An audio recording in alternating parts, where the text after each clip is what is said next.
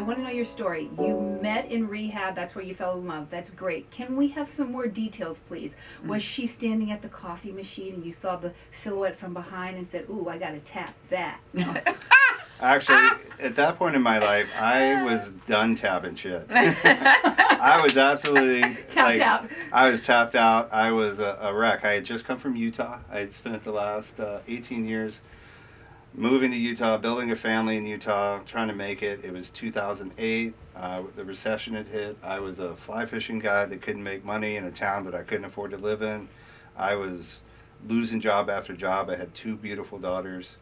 I had sort of quartered myself into no options, and a friend of mine, a very special friend of mine, had said, "I'm not going to see you die this way," and she bought me my girlfriend at the time, yes, bought me a ticket and flew me down to Wickenburg, Arizona, to a treatment center, and walked me through the front door and let me go.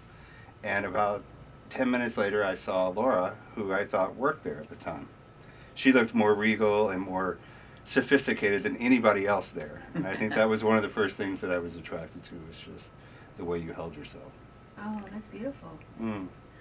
And I had, I was mid-divorce. I filed for divorce a few months prior. My children were 8 and turning 10, my two boys, and I was just utterly devastated to have been taking this journey by private jet to Wickenburg, Arizona, where I was dropped by my ex-husband to get well enough so that I could be a mom to our kids. And, or my almost ex-husband then. And once I got into the orientation, that's where Scott was. Apparently, I don't remember him in there. But once I got in there and started hearing the stories of the other people that were there, I was like, oh, hell no, I do not belong here. I have a little pill problem. These people are heroin addicts and drunks. I'm out. And I bolted out of orientation and headed down the path toward where I thought I remembered the office being so I could leave. And I, during that meeting, it was the first time I noticed her. Like, I had seen her.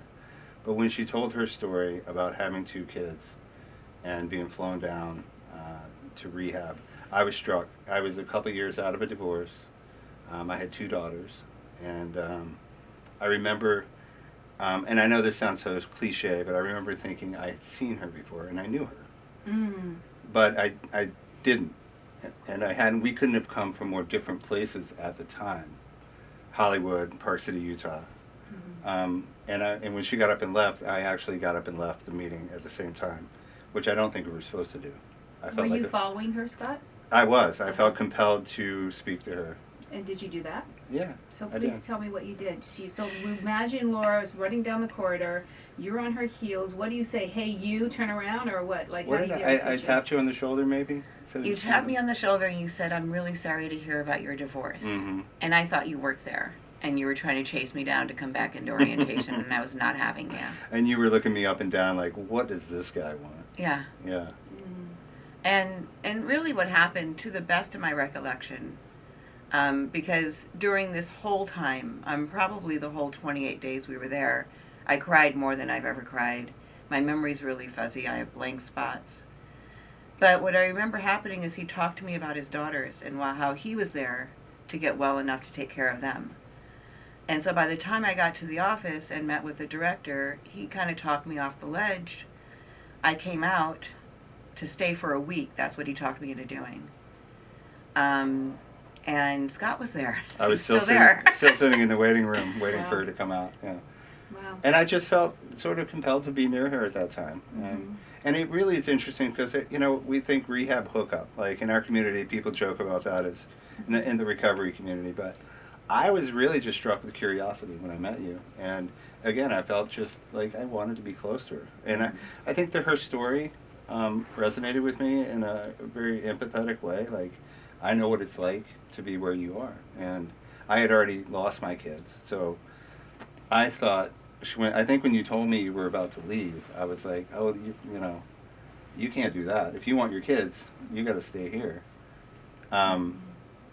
And that began sort of our relationship. Yeah. I felt like. Yeah, so he became my ally and my best friend. in rehab. treatment. Mm-hmm. The detox, I was detoxing from sleeping pills, so there's a rebound effect when you do that, where you're awake. So I was awake for 11 days straight there. And I was under medical supervision, and they were watching me to make sure that I didn't have seizures or anything like that, but I was awake for 11 straight days, and so I was just always up. And Scott would get up early I'll come meet you. and come meet me to read the paper with me. And he would walk me to, like, they weren't dorms, what were they? Like where we slept. The And they were girls, like the bunks. women slept separately from the men. And so he would walk me over to my area at night, and like the very last moment that we could, you know, kind of just be together. And it wasn't romantic. It was, for me, it was survival, and he was my lifesaver. Yeah, it sounds like there was a lot of psychological and spiritual support. Yes. Yeah, Yeah, absolutely. it felt like a responsibility and not an opportunity. That's what. It felt like a responsibility. Yeah, That's instead of an interesting. opportunity, Uh-huh. you know, like. Wow. Yeah, and I think that's what guided me. You know, it did get kind of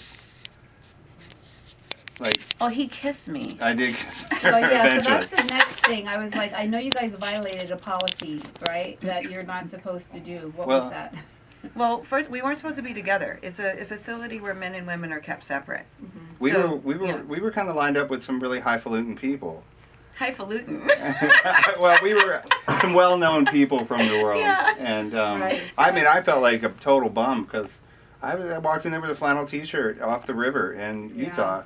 and here I am seeing people I've seen on TV. Sure. But yeah. it was a facility for drug and alcohol rehabilitation, but it was also primarily a facility for people with love addiction and Love and sex addiction. love and sex That was addiction. unbeknownst to us, though. I had wow. no idea about that when we got there. Right, so they probably were really serious and rigid about those Yes. rules and segregation, Yeah. gender, yeah. They were watching, you know, So how did you guys sneak a kiss in inside of that? by the cows.